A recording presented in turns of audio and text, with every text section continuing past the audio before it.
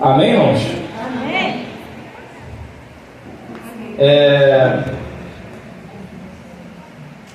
Deixa eu explicar uma coisa aqui para vocês rapidinho, porque eu acho que vocês também não entenderam muito ainda. Tiago, por que nós não lemos a apostila em aula? E não é explicado algumas coisas da apostila? Porque a apostila é o estudo do assunto, só que o que a gente dá é o detalhe do estudo. Entenderam? Entenderam? Detalhe do assunto. A apostila é o assunto e o que a gente está explicando é o detalhe do assunto. Você vai estudar a apostila. E qual é o assunto da apostila? Ministério apostólico, não é isso? Então nós estamos explicando para você o ministério apostólico. Entenderam? Por isso que nós não lemos a apostila em aula. Entende? A não ser que o assunto da apostila seja o assunto da aula. Cada aula tem um assunto. Se na apostila tiver o assunto da aula, é que a gente vai ler a apostila. Entenderam? Se não, a apostila vai servir como o estudo de base. E a gente vai elevando as bases em cada assunto. Como o que a gente está fazendo agora. Por exemplo, a gente está falando sobre o ministério apostólico. E então a gente decidiu falar sobre a vida e a escolha de cada apóstolo. Entende? Para você entender bem que Deus escolhe pessoas e não santos poderosos, né? Entenderam? Então, como semana passada nós falamos sobre o apóstolo Pedro, hoje nós vamos falar sobre o apóstolo Tiago. Eu sei que não é a ordem cronológica da escolha. A ordem cronológica seria Pedro, André, então Tiago. Mas eu prefiro como está escrito na Bíblia, né? Pedro, Tiago e João, né? Eu fico tentado falar no barquinho toda vez que eu falo Pedro, Tiago e João. Hoje nós vamos conhecer um pouco sobre o apóstolo que quase não se fala, né? Que é o apóstolo Tiago. Quase a gente não ouve falar desse homem e poucas vezes na história da Bíblia ele também vai aparecer. É muito difícil você ouvir sobre o apóstolo Tiago, porque também na Bíblia ele é bem pouco citado, não é muito citado. Na Bíblia tem alguns apóstolos que são bem mais citados do que alguns que a gente vai conhecer, por exemplo, como André, como Tiago, como Judas, não é? Como Tiago Zelote. São poucos que a gente vê dentro dos textos bíblicos. É basicamente um nome que passa ali na frente, né? Passa um nome, tipo uma participação especial, né? E a gente vai conhecer mais sobre essas pessoas que eram apóstolos de Cristo, participaram do ministério de Cristo e também tiveram seus ministérios e também foram importantes para a história da igreja. Amém, irmãos? Então vamos lá, vamos para o capítulo 3 e o versículo 13 do livro de Marcos. Evangelho de Jesus segundo escreveu Marcos, capítulo 3, versículo 13.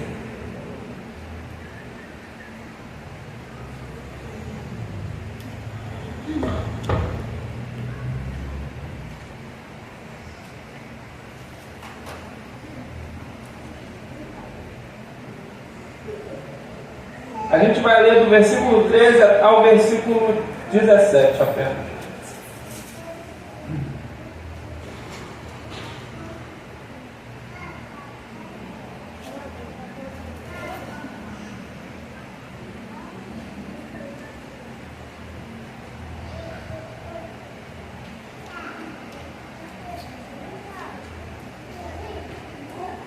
Marcos, capítulo 3, versículo 13.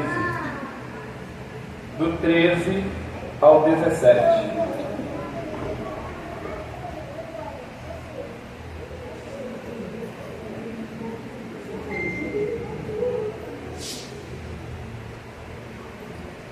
Amém? Está escrito assim. A minha versão é a King James, tá, gente? Então, é um pouco diferente da Bíblia que talvez você esteja usando aí. Né? Porque cada um, eu vi que cada um tem uma Bíblia diferente.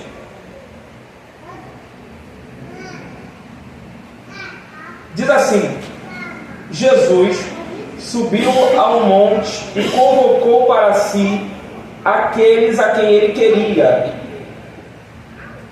Ok? Jesus subiu ao monte e convocou para si aqueles a quem ele queria. E eles foram para junto dele. E escolheu 12, qualificando-os como apóstolos, para que convivessem com ele, e os pudesse enviar a proclamar, e tivessem autoridade para expulsar demônios.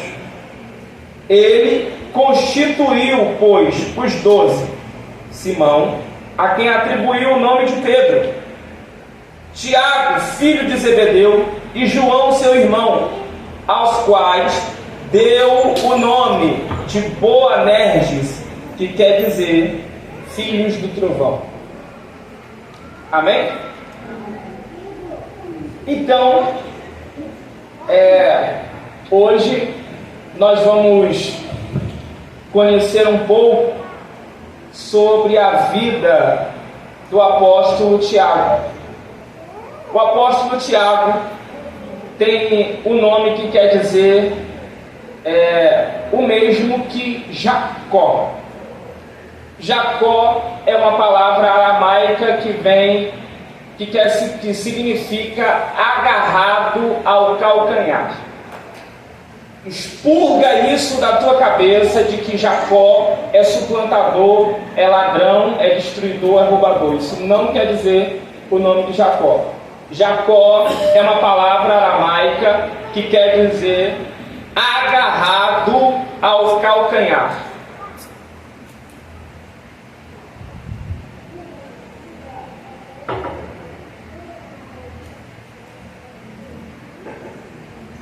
Então Tiago significa o mesmo que Jacó, no hebraico Yaakov.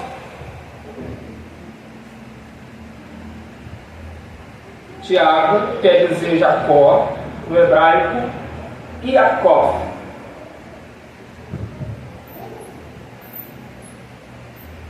Escreveram?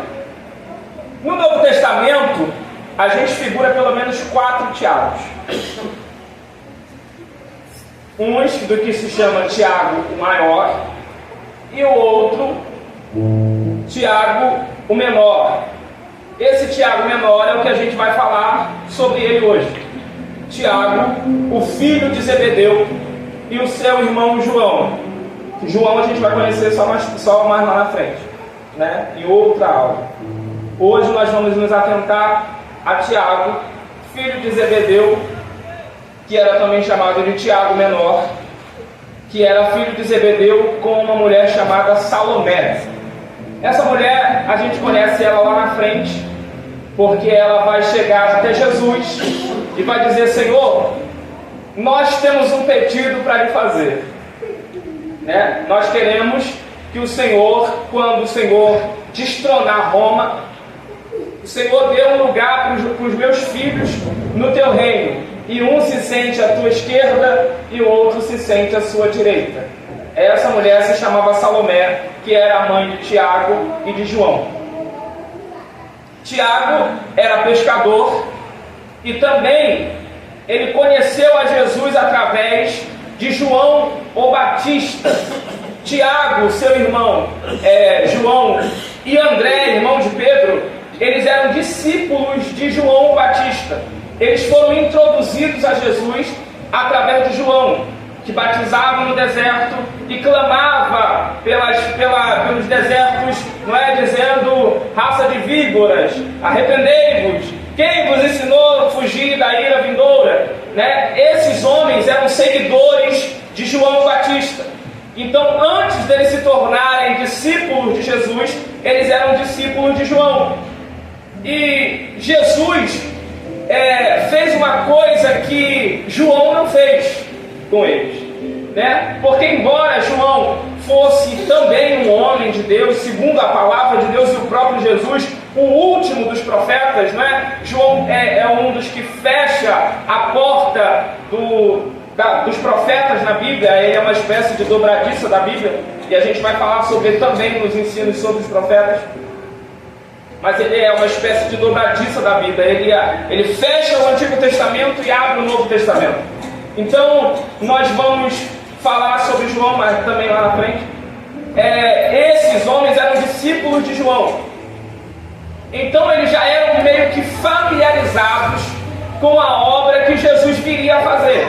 Entretanto, eles não conheciam, né, quem seria esse homem que viria depois de João para cumprir tal obra, não é? Porque João sempre citava que viria alguém após ele que faria grandes obras, grandes maravilhas, não é? Você vai encontrar isso e você vai ver que João sempre falava: eu batizo com água, mas vai vir depois de mim alguém que vos batizará com o Espírito Santo e com fogo. Então, quem seguia João sabia que João não era o Messias, não é? Alguns até indagavam a ele, dizendo assim: João, você é o Messias? Você é o Cristo prometido? Ele dizia assim: não, eu sou apenas a voz que clama no deserto. Eu sou apenas um engenheiro de trânsito de Cristo, né? Sou apenas aquele cara que vai à frente, abrindo o caminho, não é? Declarando e endireitando as veredas para que ele venha. Então, nós vamos entender que esses homens, eles já eram familiarizados com as obras de Jesus antes mesmo de conhecer a Jesus. E então, eles são apresentados a Jesus. Quando eles são apresentados a Jesus, eles são apresentados a Jesus no momento do batismo de Jesus. Quando de repente João está fazendo aquele discurso, não é, de que ele era um pequeno, de que ele não podia nem sequer desatar as correias das sandálias daquele que viria, e de repente Jesus aparece no horizonte. E então ele declara aquele grande discurso que todo mundo conhece: eis aí o Cordeiro de Deus, que tira o pecado do mundo, não é? Então, ali naquele momento, André, Tiago e João são apresentados ao Cristo, que sofreria pelos nossos pecados e que morreria por nós. E agora então, a partir daquele momento, eles começam a seguir a Jesus. Só que Jesus, ele faz uma coisa que João não fazia. João batizava para que se arrependessem, mas as pessoas escolhiam se queriam ou não se arrepender, não é? Ele batizava, mas as pessoas iam para suas casas e, se elas quisessem continuar arrependidas, elas fariam, se não. Só que Jesus, ele chama esses homens para perto dele e começa a dizer: eu vou vos enviar como ovelhas para o matadouro. Sede, pois, prudentes como serpentes e simples como as pombas. Jesus, ele entende que esses homens, eles eram pessoas fortes, eram pessoas corajosas, eram pessoas de caráter íntegra, e isso não era de duvidar, mas eram pessoas que precisavam aprender o que era humildade, mansidão, temperança e domínio próprio.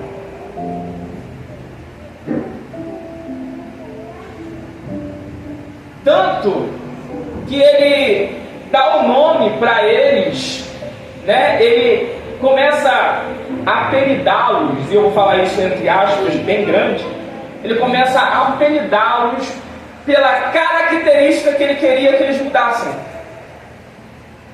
Ele diz assim, ó, para Pedro, tu és Pedro, e a gente já aprendeu isso aqui, né? Fragmento de pedra, Petros, né? Um pó de pedra, pedra pequena, entende? Jesus puxa o ego do homem para colocar no centro da vontade de Deus, sem denigrir, sem humilhar, sem chamar muita atenção, como se fosse uma brincadeira entre amigos. Já que ele era o mestre, então ele podia mudar o nome, ele podia trazê-los à realidade. E para João e para Tiago ele dá um nome meio estranho. Ele chama eles de Boanerges.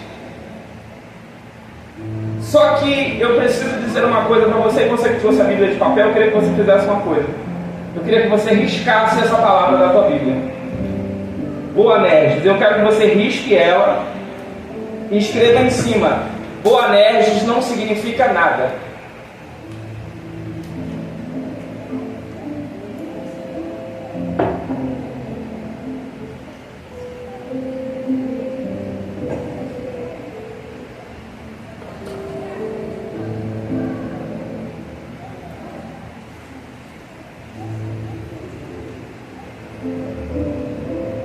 Boanerges é uma palavra grega que é o significado do significado. É chamada de transcrição literária. Escreva isso aí. Transcrição literária. O que é isso, Tiago? Quando você vai traduzir um livro ou uma fala de alguém que fala em outro idioma, e você não é habituado àquele idioma, você vai pegar as partes que você entende e traduzi-las como frases. Entenderam? Você vai traduzir como frases concretas. Por quê? Para que fiquem de melhor entendimento a quem for ler depois. É basicamente uma gíria local. Entende? Que só quem é do lugar consegue compreender. É só para facilitar o leitor. Isso não quer dizer que signifique alguma coisa importante ou que seja literalmente aquilo que esteja escrito. Essa palavra Boanerges é um dos grandes erros gritantes da tradução da Bíblia, não é? Porque a nossa Bíblia, se você acredito que saiba, é a tradução da tradução da tradução da tradução da tradução da tradução da tradução da tradução da tradução da tradução da tradução da tradução. Então, foi movido várias vezes e mexido várias vezes para poder ser traduzido para uma linguagem de mais fácil compreensão para quem fosse ler. Então, e já a gente vai saber por que essa palavra Boanerges está aqui na nossa Bíblia, porque ela é um fragmento da tradução do que realmente Jesus falou a esses homens. O que Jesus chamou eles foi de Bineu Regesh. Bineu Regesh, que quer dizer filhos do sentimento, ou dominado por sentimentos. Uma palavra melhor, entregue às próprias emoções. Binei Regesh. B mudo, B traço, N-E-I R-E-G-E-S-H-E. Binei Regesh. Filhos do sentimento. Variação, entregue às emoções ou dominado por emoções. Outra palavra que também é a mesma palavra, dado que nós temos duas linguagens originais na Bíblia, o aramaico e o hebraico. Essa primeira é aramaico, A segunda que eu vou falar agora é hebraico. Binei regeis. Binei regeis. Que quer dizer filhos da ira, ou aqueles que trovejam, rapidamente relampeiam. Entendeu por que o Boanerges na tua Bíblia agora?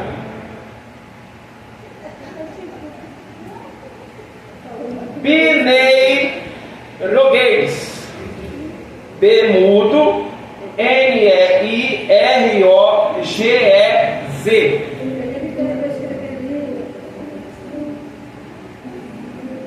Que quer dizer filhos da ira, ou aqueles que relampejam ou trovejam rapidamente. Pessoas que ficam com raiva num nível, excessivo, não é? Tu inspirou perto dela, ela já está irada com você. Esse é o nível que Jesus está dizendo aqui desse homem chamado Tiago e do seu irmão. Por isso o Boanerges, porque eles pegaram a parte final da tradução. Pegaram a parte dos trovões, traduziram para que a gente pudesse compreender melhor. Mas isso não quer dizer que tenha esse significado ao todo. Porque se você ler qualquer dicionário de grego, a palavra Boanerges não existe. É por isso que eu estou falando para você que ela é uma gíria. Eu vou falar em aspas, tá? Tanto para quem está assistindo quanto para você que está me ouvindo. Aspas bem grandes. Uma palavra que não existe no dicionário cultural, o dicionário de linguagem normal. Porque você precisa entender que cada lugar tem uma forma de falar, não é? Cada estado e nem tudo que você fala aqui é português, não é? Então, você precisa compreender isso aí. Então, por que Jesus vai chamar esses homens de filhos da ira, ou filhos dos sentimentos? E daqui a gente vai partir agora para um assunto muito importante. Jesus chama um homem que ele sabia que era entregue às próprias emoções. Ele chama esses homens, que eu vou detalhar, já eram batizados, a gente vai voltar agora, eles já eram batizados por João. Eles seguiam a João há muito tempo. Teoricamente, eles já eram bem ensinados naquilo que seria então o novo Evangelho.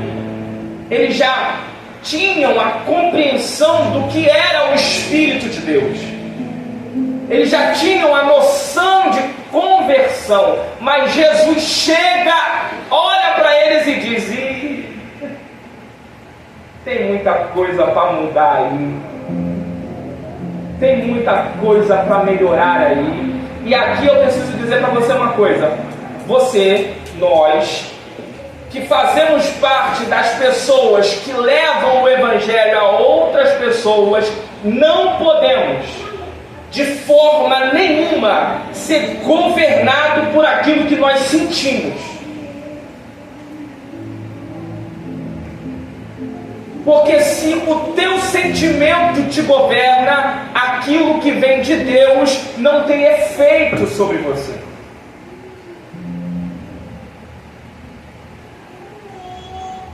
Entende?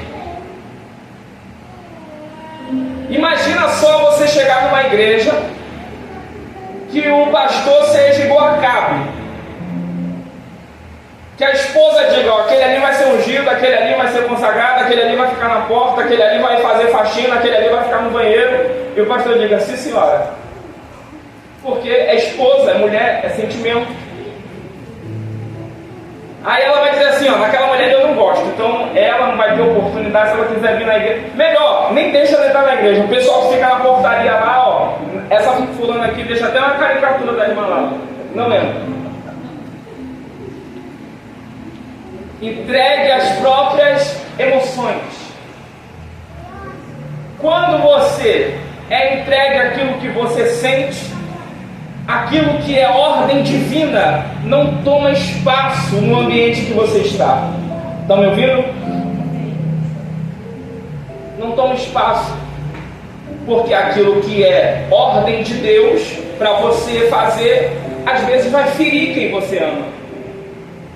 Aquilo que é de Deus para você fazer, aquilo vai ferir até mesmo você.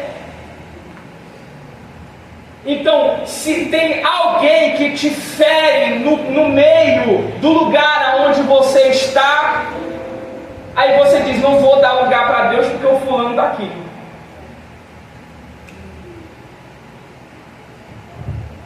Viu o fulano que teve uma intriga antigamente, já fica aqui sentado.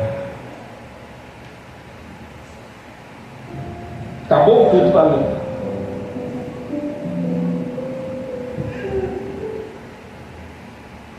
Então você precisa entender que o primeiro passo para levar a palavra de Deus para outras pessoas é guardar tudo que você sente para você mesmo.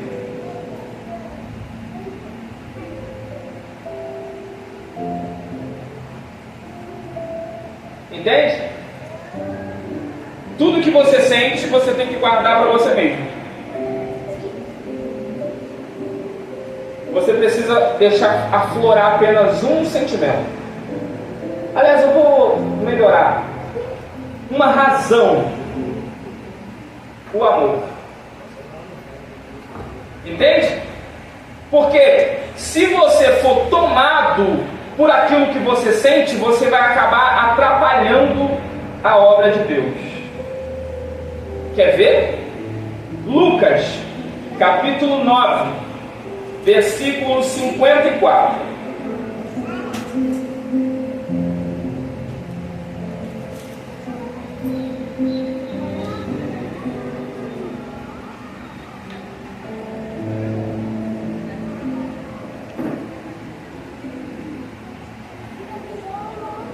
Jesus entra em Samaria e é expulso de lá. Ele entra em Samaria e as pessoas que estão lá não recebem a palavra que ele foi levar. E olha só o que Tiago fala para ele. Tiago e João. Diante de tal situação, os discípulos Tiago e João propuseram: Senhor, queres, olha só isso, que mandemos descer fogo do céu para que sejam aniquilados? Olha, que audácia! Senhor, já que eles não querem receber o Evangelho, vamos queimar logo todo mundo.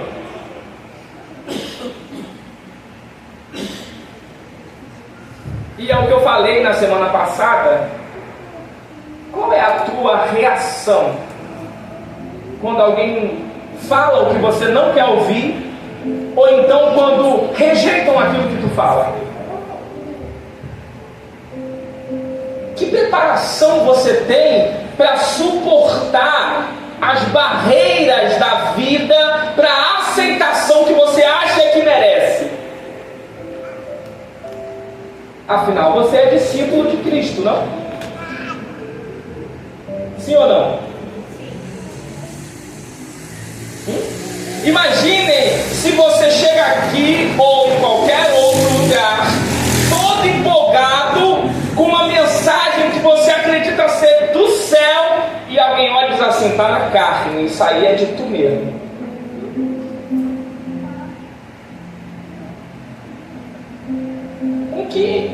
Com que impacto tu recebe isso? O que você vai falar de volta para essa pessoa? Esses dias eu vi um vídeo e eu fiquei muito curioso, porque sinceramente eu queria conhecer aquela pessoa pessoalmente. Uma mulher chega na igreja e ela começa a profetizar. Só que a pastora do lugar levanta e repreende a irmã e fala que o que ela estava falando não era de Deus. Gente, a irmã começou então a xingar a pastora, foi para cima da pastora, puxou o cabelo e começou a gritar e começou a colocar a mão na cabeça da pastora, disse que a pastora estava endemoniada, que ela ia repreender o diabo e o diabo ia sair da pastora, porque ela tinha uma mensagem de Deus para aquele lugar. E eu fiquei olhando para aquele vídeo ali com a tristeza na alma, porque Jesus disse assim, ó, quando você chegar no lugar e não te aceitarem,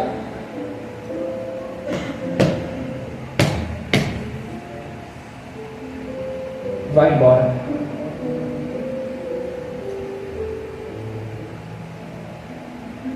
Ou não é isso que está escrito? Está escrito que tu tem que bater o pé e ficar, e gritar, e pular, e até te aceitarem? Daqui eu não saio, daqui ninguém me tira, vão ter que me engolir?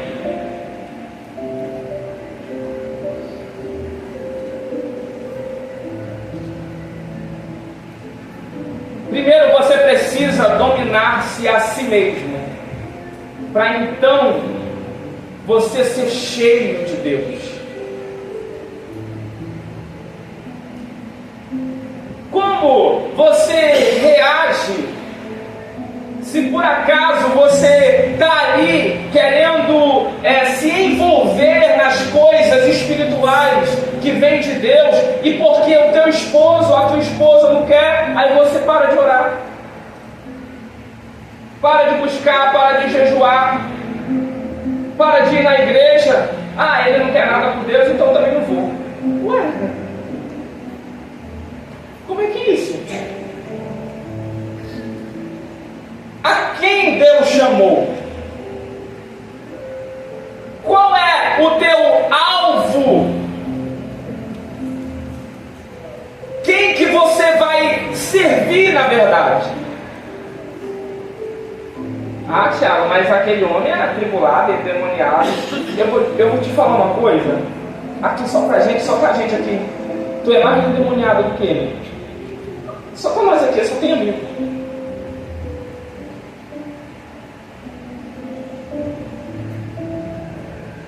Porque você rejeita o chamado de Deus, rejeita a obra de Deus, rejeita a graça de Deus, porque aquilo que domina o teu sentimento é maior do que aquele que te chamou. Ah, mas como é que eu vou ser crente com o marido bebendo, com a esposa no mundo? Não vou conseguir. Tem razão. É melhor você ficar lá no mundo junto com ele e ir para o inferno com ele também. Muito melhor. Que graça vai ter? Você no céu salva e o teu marido no inferno, né? Então é melhor vocês dois irem juntos. Pronto. Problema resolvido. Ah, mas que graça tem perdoar quem tanto me ofende? Não perdoe e vá com ele para o inferno também. Porque olha só, vocês dois vão para o mesmo lugar. Agora imagina tu ir para o inferno com alguém que tu odeia.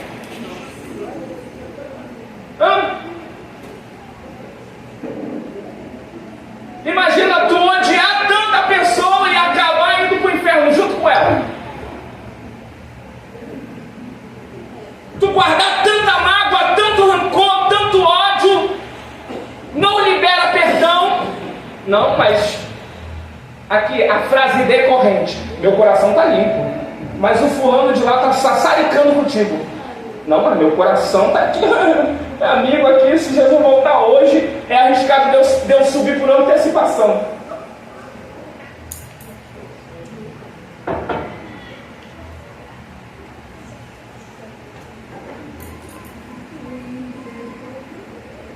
Eu vou subir primeiro do que a igreja, de tão limpo que está o meu coração. Só que tem um problema. Tem um problema muito grande. Jesus disse: ei, se tu estiver no culto e você sabe que naquele culto tem alguém que tem alguma coisa contra você, oh glória, oh glória, oh glória. Se você está no culto e você ora e diz: aquele irmão ali, ó, eu não tenho nada contra ele, meu coração está limpo, mas ele não gosta de mim.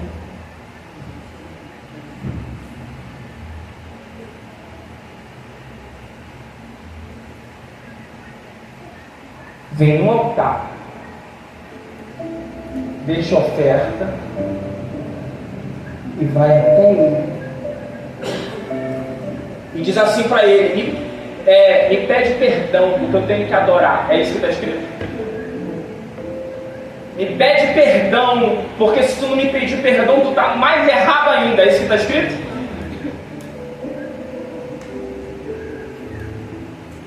A Bíblia deles tem uma frase traduzida muito linda, diz assim: humilhe-se a ele.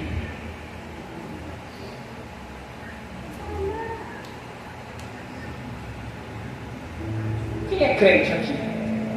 Tem algum crente aqui? Tem coragem? Tem coragem de abrir mão de um dos piores sentimentos do mundo, orgulho. O pior sentimento que um crente pode ter é ser orgulhoso.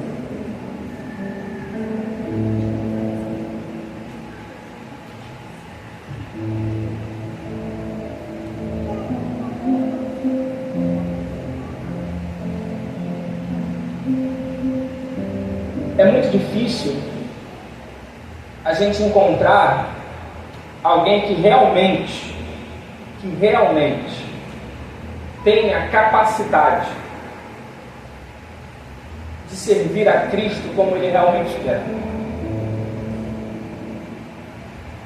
A história da igreja não está escrita na Bíblia, mas a história da igreja fala de outro momento com Tiago, dizendo assim, que quando, isso quem escreveu foi um homem chamado Eusébio de Cesareia.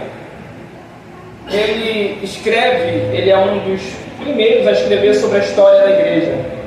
E ele escreve sobre Tiago e diz assim: todas as vezes que alguém falava ou confrontava Jesus, ele queria bater.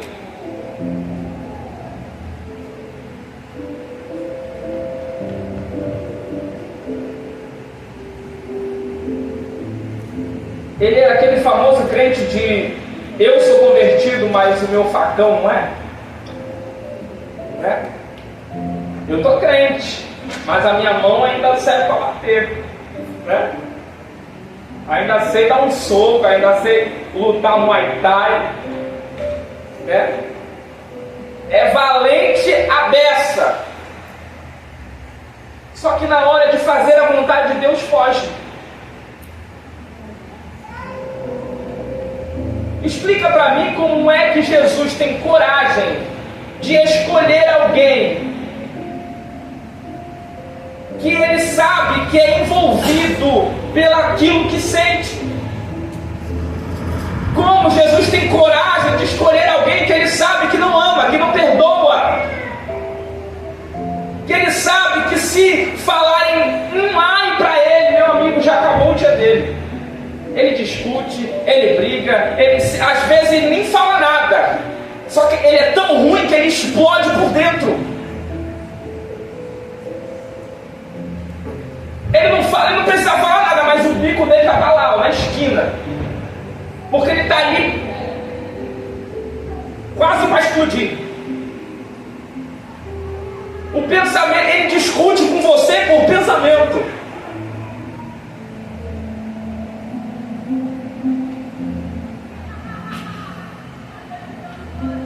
Gente, eu já vi gente que treina argumento para poder brigar com outra pessoa.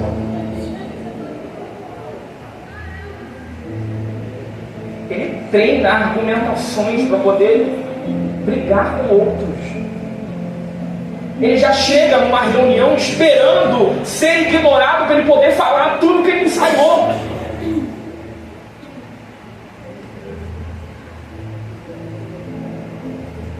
Mas aí você diz para mim, Tiago, essas pessoas são escolhidas por Deus? Meu amigo, é óbvio que sim. E eu quero te dizer para você que é justamente por isso que você está aqui hoje. É exatamente por isso que Ele te chamou. Porque graça sem graça não tem graça.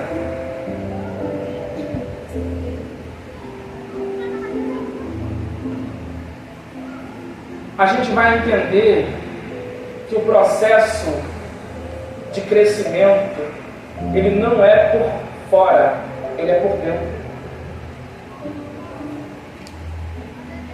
Não é? Você começa uma construção pelo telhado,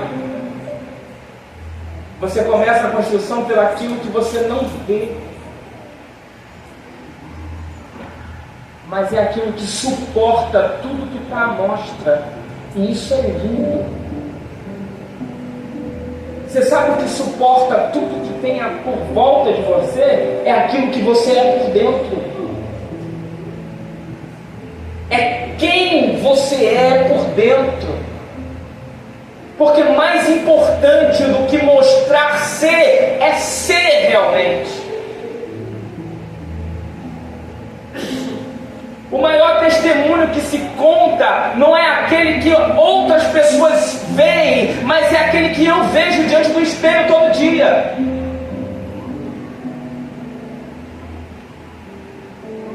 Qual história o teu espelho conta para você todo dia? Quais emoções ele revela para você quando você está no quarto trancado sozinho?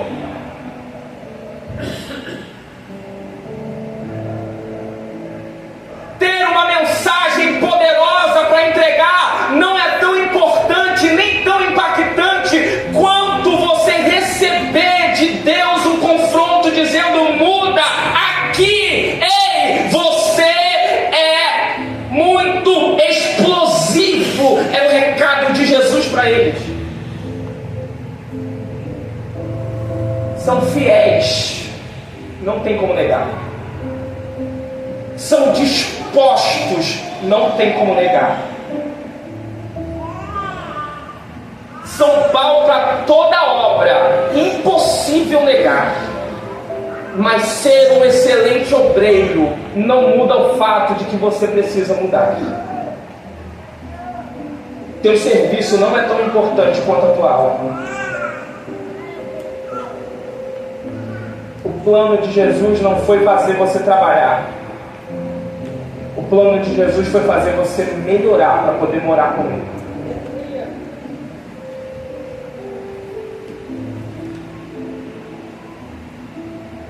E você não vai mudar se você não for confrontado. As guerras que você enfrenta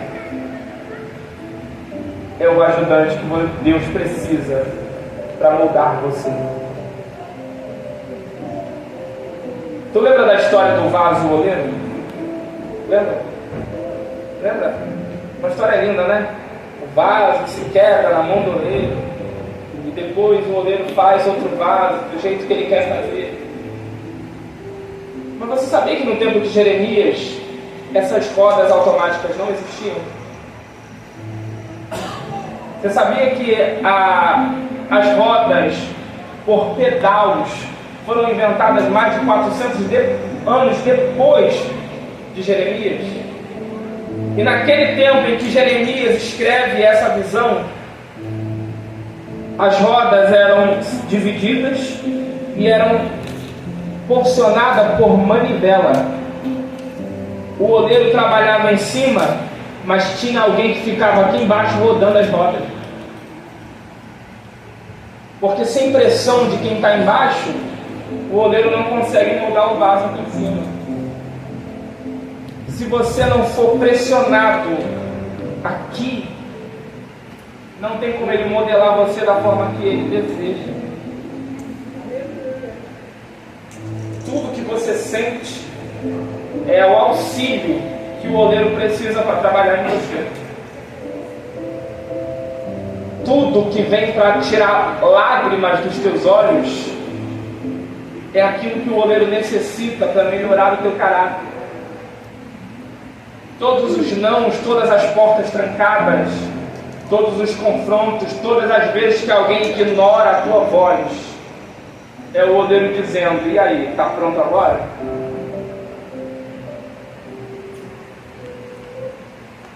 Porque a gente acha que já está bom, não é? Sou crente há tantos anos já. Sou crente há tantos anos já. Mas é mentiroso. E a pior mentira é aquela que tu conta para você mesmo.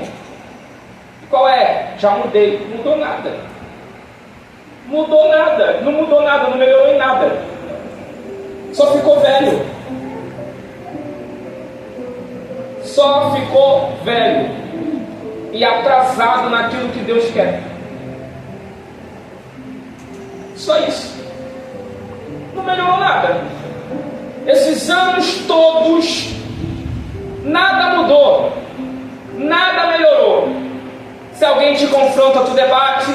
Se alguém te humilha, você vai para cima. Se alguém fala mal, você desiste. O que mudou aí? Nada.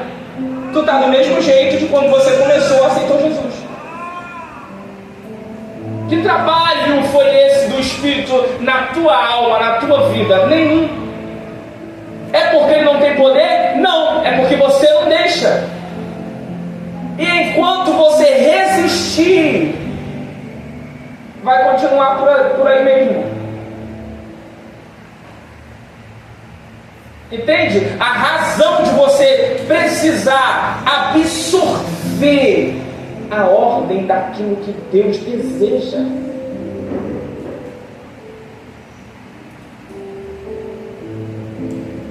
Eu tenho certeza que você se ajoelha com uma lista de coisas para pedir para Deus.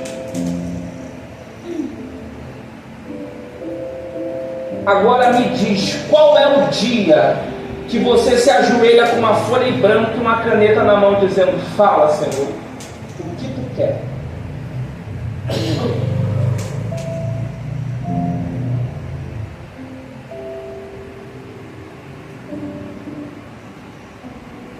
Joyce Meyer disse o seguinte: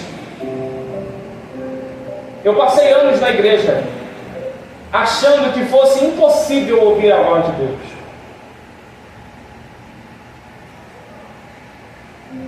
Até que um dia ele falou comigo. E todas as vezes que a gente fala com Deus é oração. Mas se Deus fala conosco, eles dizem que é loucura. Como é que eu posso achar que eu falando com Deus é plausível e Deus falando comigo não?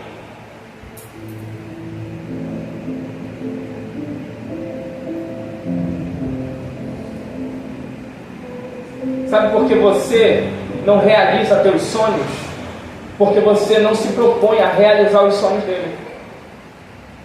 Então os teus vão sempre ficar de segundo plano também.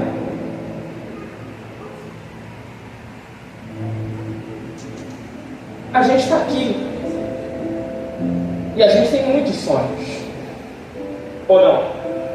Temos sonhos ou não? Temos muitos pedidos ou não? Não é? Mas e aí? Qual é a hora que tu senta no teu sofá e eu vou falar por mim? Qual é a hora que eu sento no meu sofá e digo: Senhor, quais os teus sonhos que esteja no meu campo de possibilidade de realizar? Porque nós temos uma ordem, nós temos uma tabela a ser cumprida, só que nós ignoramos, não é? Ignoramos muito, porque nós nos limitamos àquilo, veja só, que sentimos.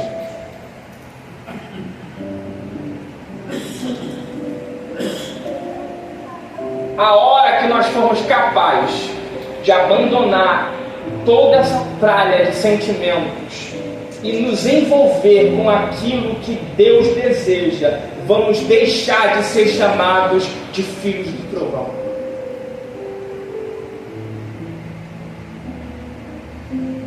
Amém?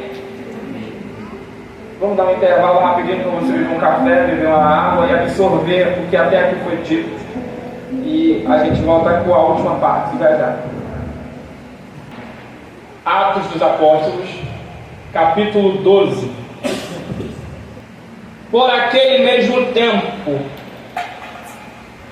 o rei Herodes estendeu as mãos sobre alguns da igreja para os maltratar.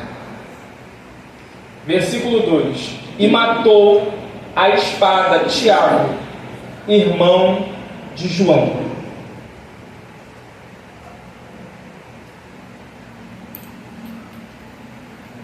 Notinha de rodapé: esse Herodes aqui não é o Herodes lá de Mateus capítulo 2. A Bíblia fala sobre 4 Herodes: Herodes o Grande, Herodes Antípates, que é o Herodes que julgou Jesus, que era o tetrarca da Galileia, Herodes Agripa I, que é esse Herodes aqui, e Herodes Agripa II, que é aquele que disse para Paulo: por pouco tu não me persuades a ser um cristão. São 4 Herodes, não é o mesmo Herodes. Esse Herodes aqui, a essas alturas, a igreja já estava no ano, provavelmente o ano 45, 46 depois de Cristo. Tiago não teve um ministério muito longo, apesar dele não ter sido o primeiro a ser morto pelo Evangelho. Ele foi o primeiro dos apóstolos originais a ser morto. Então ele é tido como o primeiro mártir da igreja. E embora a história bíblica não conte, nós temos algumas histórias da igreja que contam alguns feitos sobre Tiago, e agora a gente vai começar a entender por que Jesus o escolheu. Tiago, segundo a história da igreja, ele foi o primeiro a viajar para o noroeste da Espanha para pregar o Evangelho, a ponto de que aquela região, no noroeste da Espanha, é uma das regiões mais evangelizadas que nós temos. Tanto que nós temos lá uma coisa que acontece todos os anos, chamada de o Caminho de Santiago de Compostela, que fica na cidade de Compostela, no noroeste da Espanha. É um caminho bem curto, que você, para percorrer, precisa caminhar durante 30 dias. É pouca coisa para caminhar para quem gosta de exercício, né, Tiago? Quem gosta de andar muito, o Tiago que adora um exercício, faria esse trajeto tranquilamente. Eu pararia na primeira meia hora de caminhada e já não daria mais para mim de caminhar. São 30 dias de caminhada, é uma caminhada religiosa que acontece até os dias de hoje, em homenagem ao apóstolo Tiago. E também temos uma homenagem a Tiago aqui na América do Sul, ali no Chile, nós temos a cidade de Santiago do Chile. Então, esse apóstolo, apesar de não ter um nome muito citado na Bíblia, foi um homem que muito evangelizou. E a mudança é bem decorrente daquilo que a gente vê. Porque se você observa as leituras bíblicas que falam a respeito dele, você vai ver um homem completamente diferente do que aqui a gente ouve agora no relato de Atos, no capítulo 12. Porque imagina alguém que até então era descrito como alguém que, se confrontado, queria orar para fazer fogo descer do céu sobre os inimigos da palavra, agora é morto a fio de espada. E a narrativa é tão simples que o entendimento é de que ele mesmo deixou ser morto. Porque se houvesse alguma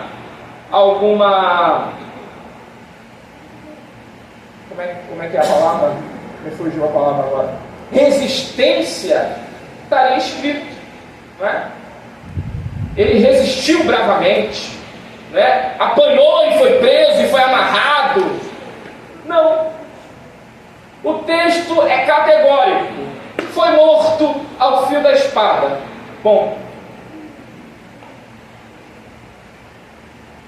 E aí a gente encontra um relato na história da igreja lindo. Porque segundo o relato da história da igreja, escritos por Eusébio de Cesareia, Tiago foi entregue à morte, não é? No período em que esse Herodes começa a perseguir a igreja, e ele precisava primeiramente ferir os líderes da igreja. Só que os líderes da igreja não eram de fácil acesso, pelo fato de que eles levavam com eles grandes multidões, e eles eram extremamente queridos entre os fiéis.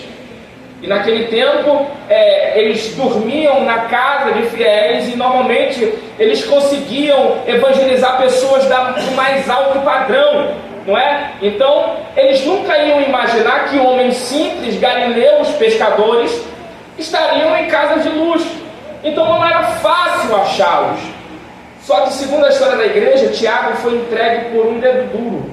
Ele foi traído por uma pessoa.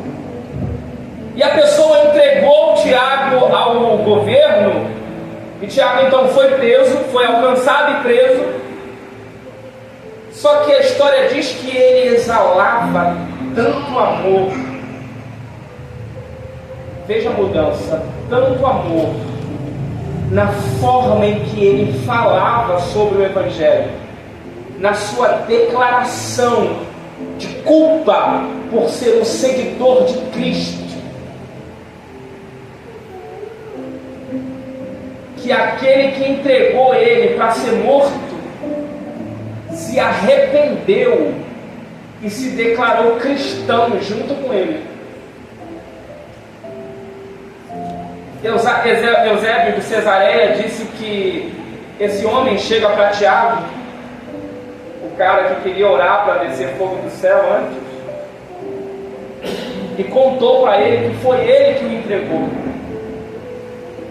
A história diz que Tiago o abraça, olha nos olhos dele por alguns segundos e o beija. Essa pausa aqui eu quero relatar como alguém que sabe o que é sentimento, que talvez Tiago olha para ele e fica naquela dúvida de perdão ou não perdão. Embora isso não esteja escrito, eu tenho certeza disso. Porque a gente não pode confundir entre não ser dominado por sentimentos e não senti-los. Há uma diferença. Eu quero dizer para você que quando você se converte e recebe o Espírito Santo, você não deixa de ser ser humano. Você continua sentindo. Mas a diferença é você dominar o que você sente. Tiago olha para ele por alguns segundos e o beija. E os dois morrem juntos pelo Evangelho de Cristo, cumprindo o que está escrito aqui, Marcos 10:39.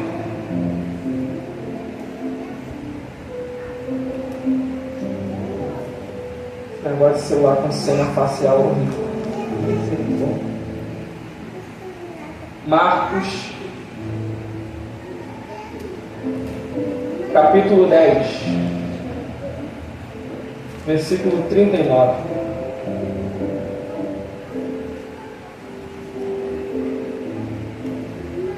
Olha a diferença desse Tiago.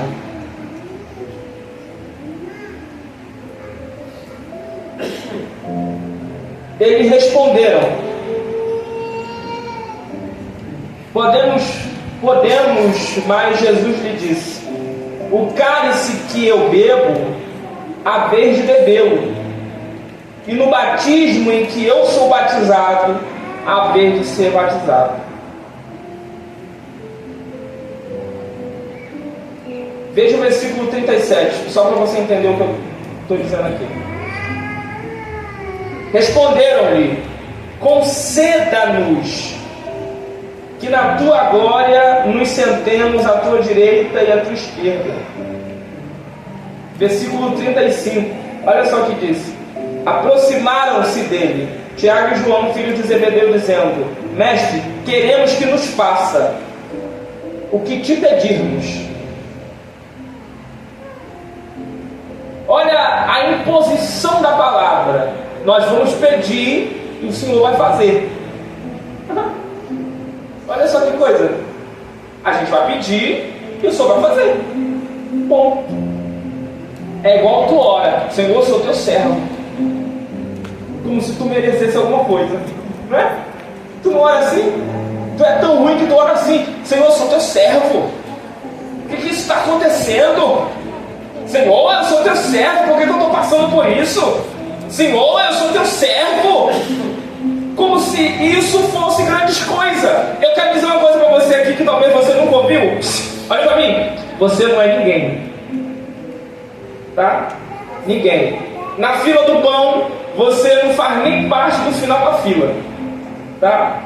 Fica quietinho na sua, porque quem faz é Deus, e essa é a melhor parte. Jesus chega para eles assim: vocês vão receber um lugar, não do lado e nem do outro, porque isso não compete a mim fazer, mas para vocês entrarem no reino que é meu, vocês precisarão beber do cálice que eu vou beber. Oh glória! Jesus estava falando de confronto, de martírio e de morte. Se você quiser um lugar no reino de Deus, você vai ter que aceitar tudo que vem com o caminho. Tudo que vem com o caminho: rejeição, humilhação, perseguição, fofoca, contenda, tudo que vem com o caminho. Ou você engole seco e diz glória a Deus, ou nada de reino para você.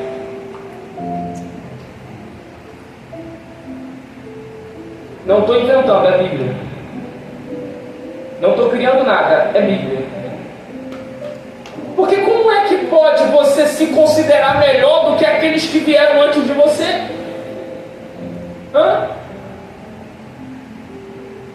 Os profetas foram apedrejados e mortos. Os discípulos foram apedrejados e mortos. A palavra apedrejado aqui não é a relação da morte, é a forma de falar, tá? Com apedrejamento eu quero dizer perseguição. Vou introduzir melhor para você poder entender.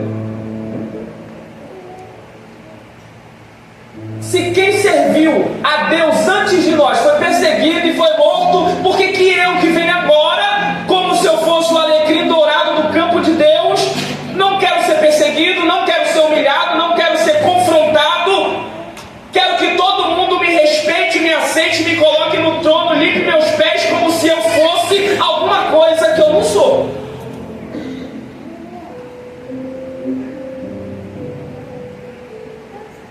Para subir para o reino de Deus, ainda tem que amar, ainda tem que perdoar, ainda tem que suportar a humilhação, ainda tem que ser confrontado, ainda tem que ser perseguido, ainda tem que ser expulso de lugares, ainda tem que não ser aceito em certos lugares, ainda tem que ser rejeitado pela própria família, ainda tem que ser humilhado, às vezes até por alguém que dorme na mesma cama que você, mas não compartilha do mesmo amor pelo Evangelho que você.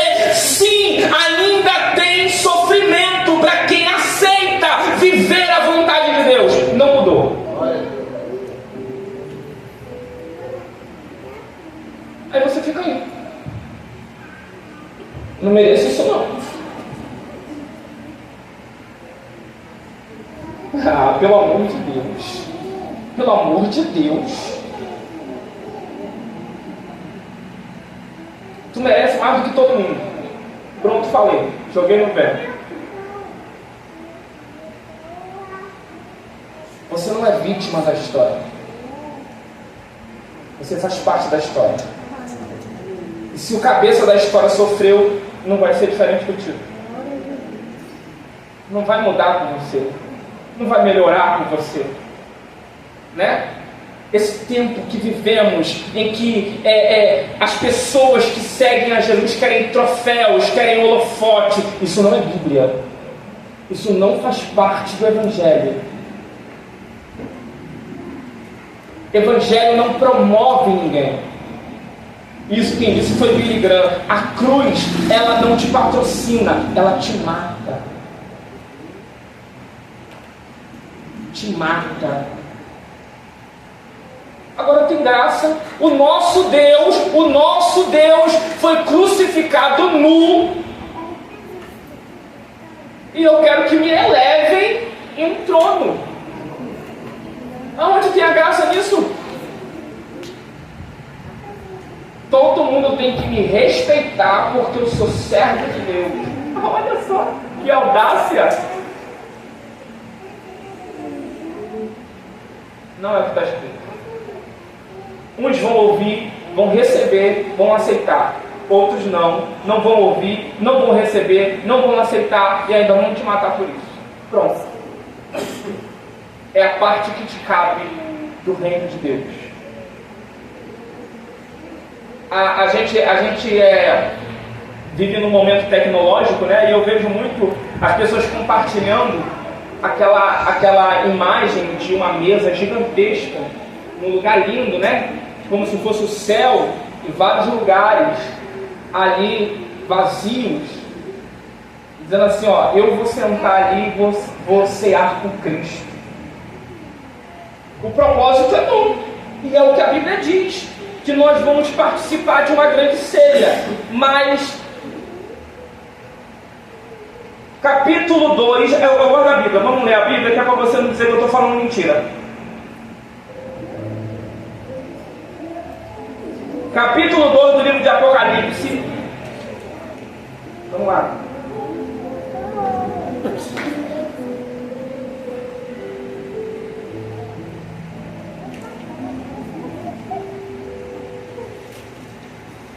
Versículo 10. Observe o versículo 10. Olha o que diz no versículo 10. Não temamos o que há de padecer. Eis que o diabo lançará alguns de vós na prisão, para que sejais provado. Aqui nessa Bíblia está dizendo provado severamente. E tereis uma tribulação. Afirmação, não é pergunta e nem suposição, é afirmação. Tereis, olha o que está escrito: uma tribulação de 10 dias.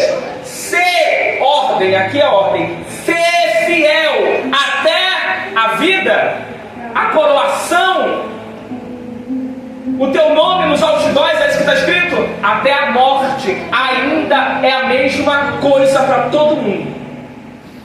Foi com eles e vai ser contigo também. Não espere nada melhor disso.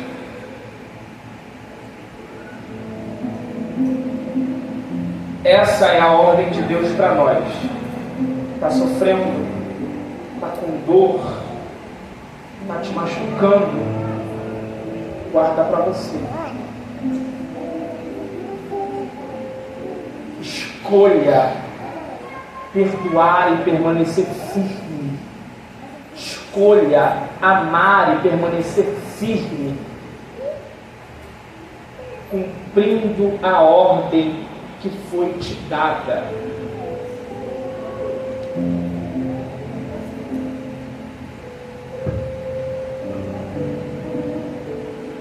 Porque olha só o que acontece depois. Vírgula, ó. Ser fiel até a morte, ordem, vírgula, e dar-te-ei a coroa da vida. Se você não aceita a prova do caminho, você não tem o troféu do final do caminho. Bom. Se você não aceita a prova do caminho, você não tem o troféu do final do caminho. Ponto. Aí sabe o que a gente faz no meio do caminho? Vou repetir. Eu fico aqui de bico, não mereço, sou servo, sou crente, sou fiel, eu jejuo, eu oro, eu sou dizimista, eu vou nos cultos, eu não falto culto, eu não falto evento, não faço, eu todo dia estou ali nos pés da cruz, não mereço passar por isso. Merece sim. Porque ser fiel não é uma pergunta, não é uma suposição, é ordem. Fiel, tu és servo de Deus, nada mais do que a tua obrigação.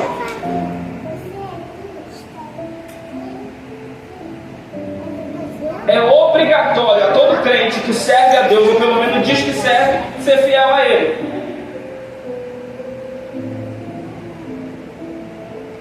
Porque tu é servo, não é? Michael, tu deixou de gostar do Botafogo porque ele perde? Tu ainda continua botafoguense, não é?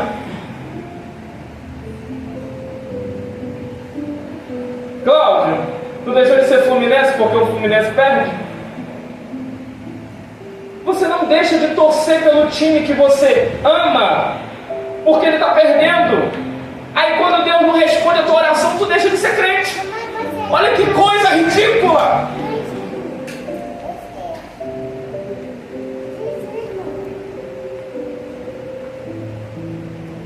Quando não acontecem as coisas no propósito que você deseja, você já não tem mais vontade de vir para a igreja, não tem mais vontade de adorar a Deus.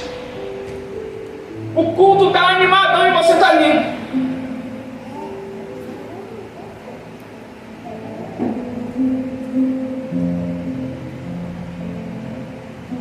Ficai firme é ordem.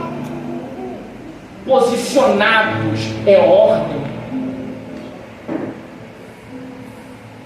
Eu vi uma mensagem em sexta-feira da pastora Helena Raquel sobre a morte da mulher de Ezequiel, que foi uma coisa impactante.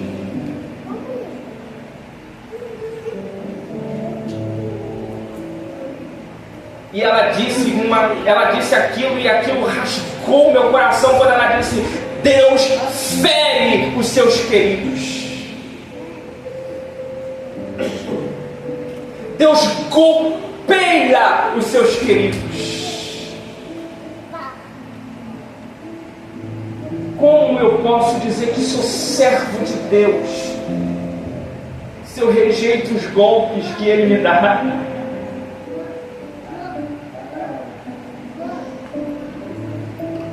Ser fiel até a morte e dar-te-ei a coroa da vida. Tenha uma boa noite.